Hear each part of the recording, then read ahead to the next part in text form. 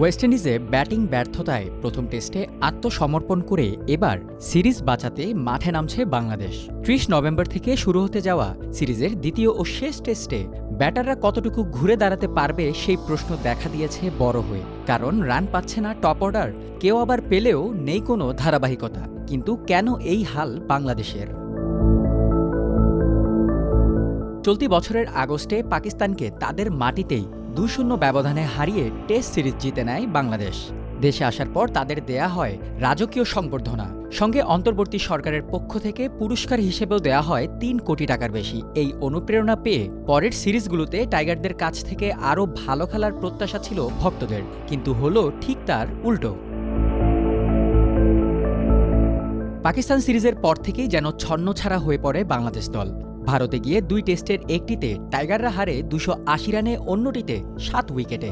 সেই সফরে ৩ টি-২০-র একটিতেও জিততে পারেনি শান্তরা। এরপর ঘরের মাঠে দক্ষিণ আফ্রিকার বিপক্ষে ২ টেস্টই হারে বিশাল ব্যবধানে। আরব আমিরাতে গিয়ে আফগানিস্তানের বিপক্ষে ওয়ানডে সিরিজও হারে বাংলাদেশ। আর ওয়েস্ট ইন্ডিজে তো প্রথম টেস্টেই ২০১ রানে হারের মুখ দেখে বাংলাদেশ। এই সব হারে একটি কমন জিনিস চোখে পড়ে সবার, তা হলো ব্যাটিং ব্যর্থতা। বিশেষ করে টপ অর্ডার যেন দাঁড়াতেই পারেনি কোনো দলের বিপক্ষে।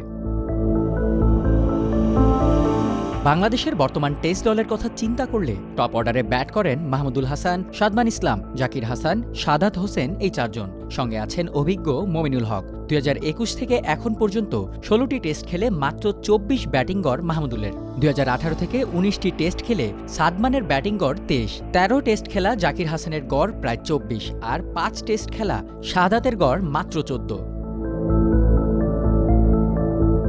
ব্যাটারদের এই অবস্থার অন্যতম প্রধান কারণ হয়তো মানসিক চাপ, অভাব দেখা যায় আত্মবিশ্বাসেও। নয়তো অনুশীলনে নিজের সেরাটা দিতে পারলেও কেনই বা ম্যাচে গিয়ে ছন্নছাড়া হয়ে পড়েন তারা। যে বল ছাড়া দরকার সেই বলেই কনফিউজড হয়ে খোঁচা লাগিয়ে হন আউট।